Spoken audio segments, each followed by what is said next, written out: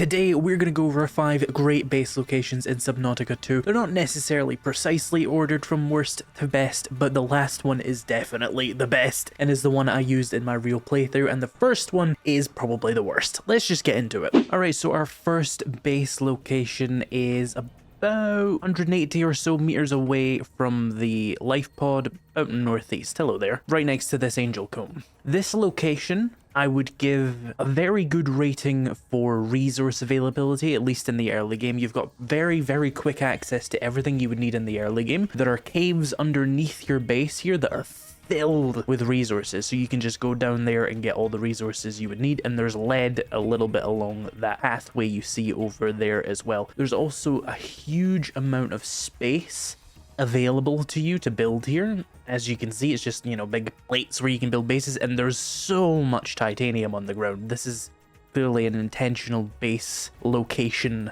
site put in by the devs that they thought you would build at, and it is a pretty good place to build. Please excuse that this base is ugly. I built it in like 10 minutes. You have access to hydroelectric power right here. You of course have easy access to solar power, and bioreactor power is obviously very easy to maintain in the shallows area as well because there's fish everywhere. The two downsides of this base though, and is why it's my number 5, is as you can see, it is absolutely infested with nibblers. There's 3 on that side right now, and there's 2 over here, and I think there was another one. Yeah, there's one down there as well, and there are hammerheads floating around who will occasionally smack into you. Now, the thing about that is they're not actually that dangerous. They do very little damage to you, but they're very annoying when you're trying to build the base. But they represent no real threat, but it is very annoying. The other issue this has is, of course, it's an early game base location. It's very close to everything that's in the shallows biome, but it's very far away from everything much further into the game, which is mostly to the east. So great resources, great power availability, but for just how annoying it is to build here, it's just not going to beat out the next one, which is a really obvious base location actually. Let's head over there. So yeah, the other base location, not going to spend too much time on it, it's just next to your life pod, about 200 meters away from that one. The main benefit this one has over the other one is you have access to the exact same power, and there's nothing really hostile around here. You're pretty much completely safe. The one downside is you will have to go a couple of 100 meters over there to get all the really good resources in this biome, but the exchange is that you're not constantly harassed by those nibblers. And of course, the major downside with the shallows one is you're kind of really far away, almost as far away as possible from everything later in the game, meaning your commute is going to be crazy long. But for an early game base start location, you really can't go wrong with just under your life pod. And this is our next base location. Again, a very small base because I didn't want to spend hours and hours building bases. We are about 500 meters east of the life pod. This is going to keep you relatively close to everything you would need in the shallows biomes, and not too far away. There's like a biome border right here, and not too far away from the hot biome here and the other biomes further in the game. I'm going to give you a spoiler warning before we head to the 5th base because it is very spoilery, but I'll try and keep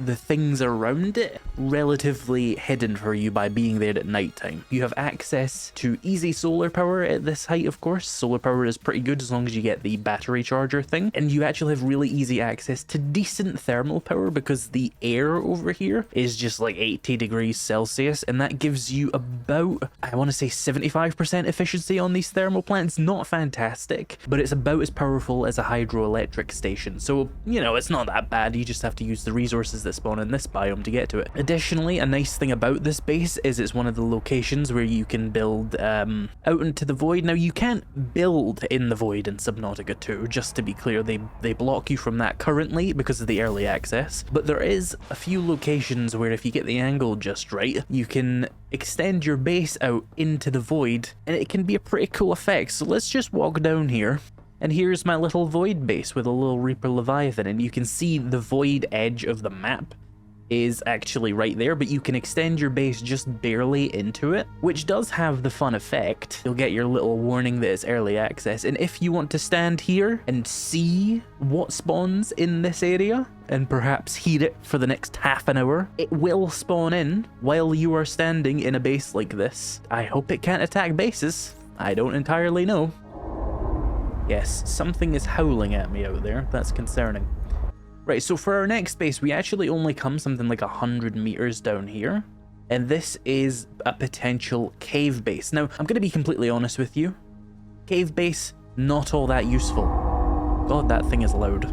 But it's really cool that you can make a cave base, and I thought this was probably the best cave base location I've found in the game that really nails the cave vibe, you know? You are technically open at the ceiling here, but you could fix that with like some buildings and it would look completely cavey. But yeah, you've got plenty of space to actually build in here. You could build a fully functioning base with everything you would need currently in here. And if you come over to this wall, you'll find a thermal vent where you can just stack up loads and loads of these, and you can see you can get them to about 16 power per second, I guess. I don't know what unit it actually works on, but yeah, you can get some power there, and it's effectively infinite.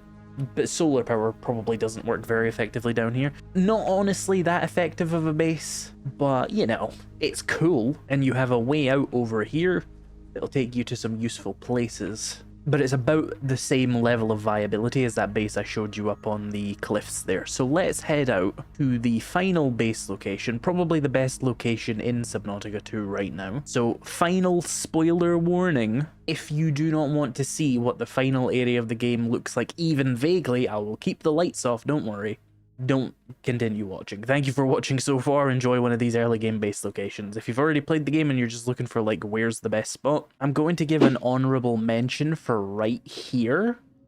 This place is the easiest place to build in this area, and it's kind of really cool, and it's got access to end game and early game resources pretty comfortably. However, the danger level at this location is probably about as bad as it's gonna really get. So you can build here, just be careful, and I wouldn't really recommend it. Let's head over to my actual base suggestion, and yes, I'm looking straight down because it's the only place I can show you that doesn't show you significant spoilers in every direction. Right, and this is probably the best location in the game. We are about 1,300-ish meters east of the life pod, and I'm going to stop looking over there because I have to be very specific with my looks. Now, in this direction, we can look around safely. This is going to be a location that the game already put a base, rather annoyingly, and pretty much all the really good base locations in Subnautica 2 have a wrecked base there that you can't actually do anything with. It's really annoying, actually. But you can build around this one. You just won't be able to build in the exact, like, position of all of these little pieces of base. You can build around it just fine. So this is the best location in the game. One, because you will get grow beds right here, and two, you have access to thermal power about 100 meters below you if you want to use that. You have access to hydroelectric power there, as well as several more hydroelectric spots over in this direction and over on the other side here, right next to where you would be building your base. So you have infinite power. During the day, your solar panels actually do work. You've got access to an unbelievable amount of materials in the 300 meters surrounding this base. Everything you could possibly need, and the really late game materials, they spawn like 400 meters away in an area nearby. I'm trying to be vague for, you know, spoiler reasons, but you're very close to everything important in this base location. But don't try to come here immediately, you will die. And yeah, you're at the top of a very tall sort of like mountain here, and below you there is huge amounts of materials on the cliffs over in every direction. There is a huge amount of materials. You will not struggle for anything in this area except for the plants that grow in the life pod area. They don't grow here naturally, so make sure you get like these and bring them over and put them in a grow bed, as well as pents, because they're good for bioreactors if you want. Danger levels actually at your base here and in the surrounding areas where you'd be collecting resources is actually extremely safe despite its late game location. But if you go like 300 meters in any direction, be careful. There will be nasty things there. You should probably get a tadpole before you come here for obvious reasons. It's actually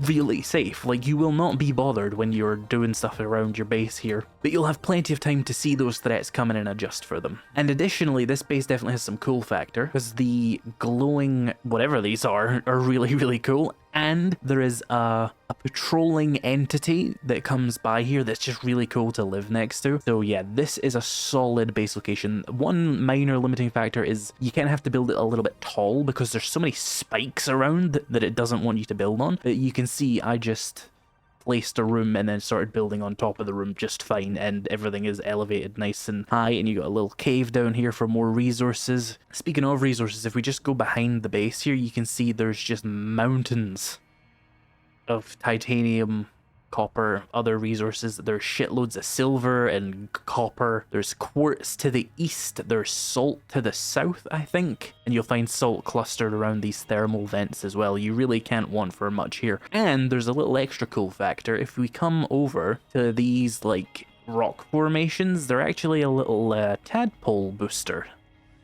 So you can use them to get around if you want. I wasn't actually accelerating when I did that, but it can actually carry you a fair distance, and you can use that to just get around a little bit faster, which is cool. But it only works when you're in your tadpole, of course. Yeah, that's a nice base amenity that you won't get in any other biomes. So yeah, let me know what your favorite base locations are in Subnautica 2 if you found any that I didn't mention in this video. And if you're new to the game and you want some tips for getting started in Subnautica 2, check out this video popping up on screen right now. Thank you for watching, and I'll see you in the next one.